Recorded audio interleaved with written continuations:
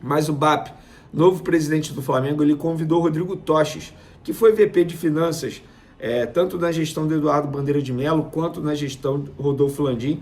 Ele convidou o Toches para ser o CEO da sua gestão, e o Toches ainda não respondeu, tá bom? O Toches está analisando por conta de família, enfim, compromissos pessoais, tem também o trabalho dele, porque ele trabalha numa empresa, enfim. Ainda não deu a resposta ao BAP, mas o BAP quer o Rodrigo Toches para ser o seu CEO. Vamos falar de Pedro, porque hoje está rolando a despedida de Adriano no Maracanã, é o Flamengo Legends, contra jogadores que passaram pela Inter de Milão, que jogaram com o Adriano na Inter de Milão. É um evento que está recheado de craques do futebol, Ronaldo Fenômeno, o Zico está lá, Romário, enfim, tem muita gente que fez história não só no futebol brasileiro, mas no futebol mundial, e o Pedro passou por lá, e na zona mista ele falou sobre a recuperação dele. Abre aspas para o atacante do Flamengo. Estou recuperando, tem 3 meses e meio desde a cirurgia. Graças a Deus está bem avançada a recuperação. Mas a gente sabe que não dá para antecipar a volta por causa da cicatrização. Estou tratando para voltar mais forte. Fecha aspas.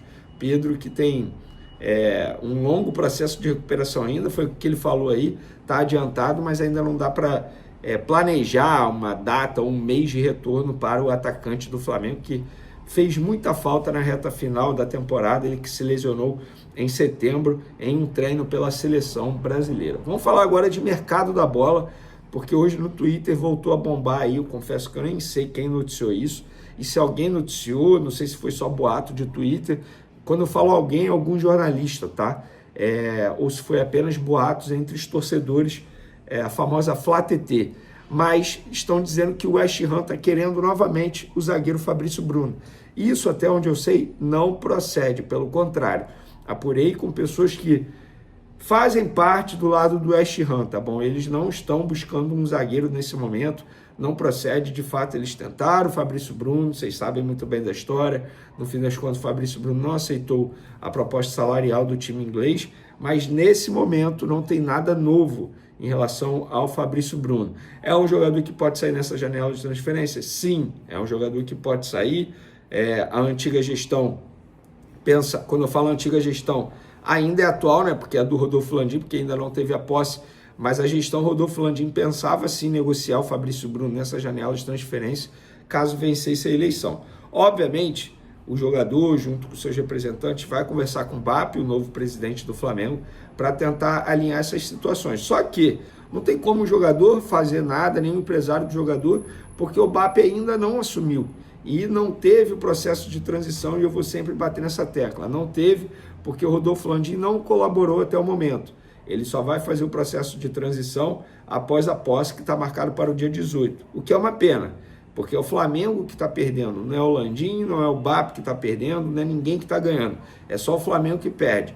Perde o quê? Perde tempo, porque poderia já estar adiantando muitas outras situações se já tivesse ocorrido o processo de transição, o que é normal, tá? Em 2018, eu lembro como se fosse hoje, o Lomba e o Eduardo Bandeira de Mello, que eram os candidatos da situação, no dia seguinte já estavam fazendo o processo de transição, se reunindo com os futuros dirigentes. Inclusive, isso precisa ser mencionado, Bruno Spindel, diretor executivo do Flamengo atualmente, da gestão Rodolfo Landim, está de férias no exterior, em Paris, na França. A pergunta que fica é, se o Rodrigo Dunst e o Landim tivessem vencido a eleição, ele estaria de férias com a família fora do Brasil? Eu duvido. Estamos no dia 15 de dezembro. Obviamente estariam trabalhando para fazer a montagem de elenco. Então fica aqui a minha crítica, que eu acho isso um absurdo. Falar de Pulgar, o Pulgar está no Chile, vivendo suas férias, e de fato os representantes confirmam que ele não quer renovar, que tem o desejo sim de ser negociado nessa janela de transferência, a ver se a futura gestão vai querer negociá-lo, como é que vai ser. Ele tem contrato com o Flamengo até dezembro de 2025, ou seja, mais um ano de vínculo. Tudo depende das propostas que chegarem, mas só trazendo o lado dos empresários, sim, não tem negociação para renovação, ele não tem o desejo de renovar nesse momento, tá bom? Vamos falar agora de José Boto, dirigente português, que vai assumir essa responsabilidade. Para mim vai ser a maior responsabilidade da carreira dele. embora ele tenha trabalhado anos no Benfica, tenha trabalhado no Shakhtar, vários outros trabalhos bons aí, mas ele vai trabalhar no Flamengo, que é uma cobrança absurda. E ele sempre se caracterizou no estilo de trabalho dele como um scouting, digamos assim. Aqui no Flamengo ele vai ter a missão, ou seja, uma tarefa ainda maior, com uma responsabilidade ainda maior de ser diretor, de ser dirigente, não apenas um scout. E pesquisando sobre o José Boto, a gente acha no YouTube uma entrevista dele em 2023, isso mesmo. Ou seja, ano passado, ele pro Benfica Independente, tá? Ele falando sobre futebol, o que ele pensa sobre futebol. O assunto, rede de contatos. Tem um network dentro do futebol, especialmente no Brasil, porque no Shakhtar apostávamos em jogadores muito jovens.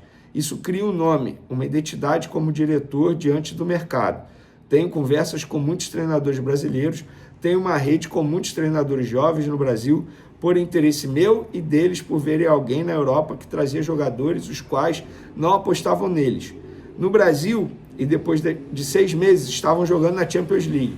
Isso me dava vantagem de ter informações privilegiadas sobre muitos jogadores. E é verdade isso. Perfil do scout, ele disse aqui, existem 3 tipos de scout, mas a mim só interessa um. Existe o que tem dúvidas sobre todos os jogadores e o que não tem dúvidas sobre quase nenhum. Eu prefiro o scout que tem uma convicção plena, mesmo correndo o risco de errar. Gosto que meus scouts mostrem paixão pelos jogadores que eles propõem. Não posso sentir dúvidas naquilo que eles propõem. Rapaz, gostei dessa, hein? Papel do treinador na montagem do elenco. O que é desafiador no scout é perceber o que o treinador quer, ou o clube. O Shakhtar não dependia de treinador, dependia de uma ideia de jogo do clube. O treinador chegava e se adaptava. Para mim é um erro um clube deixar tudo nas mãos do treinador, porque o treinador é sempre o elo mais fraco. Se um treinador é demitido e você contrata outro com ideias diferentes, vai ter que mexer no plantel e gastar mais dinheiro, transformar ativos em desativos. Isso tem a ver com gestão desportiva. O treinador deve estar envolvido principalmente quando a forma de jogar depende do treinador. Quando você busca um treinador, tem que estudar profundamente as ideias dele e estar preparado para as exigências dele em termos de perfil de jogador. Uma coisa é eu oferecer 3 jogadores e pedir para ele escolher o preferido, mas aí ele pediu um quarto ou um quinto, isso eu não concordo, não acho que seja bom para o clube. Um bom treinador profissional do futebol moderno não tem tempo para conhecer jogador. Minha experiência diz que os jogadores que os treinadores conhecem são os que jogam no campeonato que ele está trabalhando. Eles se sentem mais confortáveis com os jogadores que eles conhecem. Ou os que a gente indica, eles não conhecem ou não têm tempo para conhecer. Isso vai depender da gestão desportiva. O treinador, quando você propõe jogadores, não tem conhecimento vasto do mercado, como o scout ou o gestor desportivo tem. Faz sentido total isso aqui. É aquilo que eu falo, cara. Não dá para você ficar contratando apenas porque o treinador pede. Será que esse jogador que o treinador pediu se encaixa ao estilo de jogo que o clube tem como característica? Faz total sentido isso aqui. Outro assunto, atenção com os talentos, abre aspas. O Shakhtar chegou a ter 14 brasileiros no plantel. Uma das coisas que quis quando cheguei foi olhar para aquilo que tínhamos em casa e foi uma surpresa ver que tínhamos muito talentos na formação, como o Mudryk, que hoje está no Chelsea. No Shakhtar ainda estão o Sudakov e o Bondarenko, que podem ajudar em qualquer clube do mundo. Outro assunto, organização do departamento de scout. Isso aqui é super interessante para o Flamengo, inclusive. Existem várias formas de organizar um departamento de scout. Primeiro, o que quero? Definir um perfil de jogador, um perfil não só técnico ou tático, mas financeiro. Para que eu quero um jogador, também um perfil de até onde podemos ir. Depois podemos fazer de várias formas. Definir os mercados prioritários, de 4 a 5. Um clube português, por exemplo, mais facilmente chega à Argentina, Brasil, Uruguai, Bélgica, Holanda. Aí definimos esses como os principais, o mercado A. E temos que conhecer esses mercados a fundo.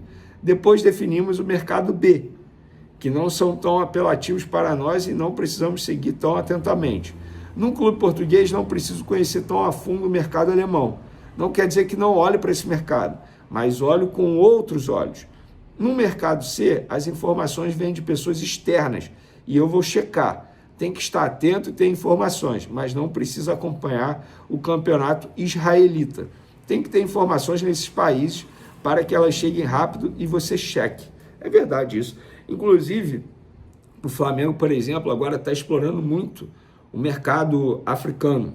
E eu acho que é um bom mercado para se explorar. Eu lamento muito essa gestão do Landim não ter explorado muito o mercado sul-americano. Tem vários bons... Cara, o Rodrigo Garro, por exemplo, que hoje se destaca no Corinthians, foi oferecido várias vezes ao Flamengo. E o Flamengo nunca demonstrou interesse. E hoje está se destacando no Corinthians, para mim, sendo o principal jogador custo-benefício, tá? Para a equipe paulista. Então, esse aí é um pouco do que pensa o José Botto sobre o futebol. Eu, particularmente, estou muito animado e otimista para ver esse português trabalhando no Flamengo.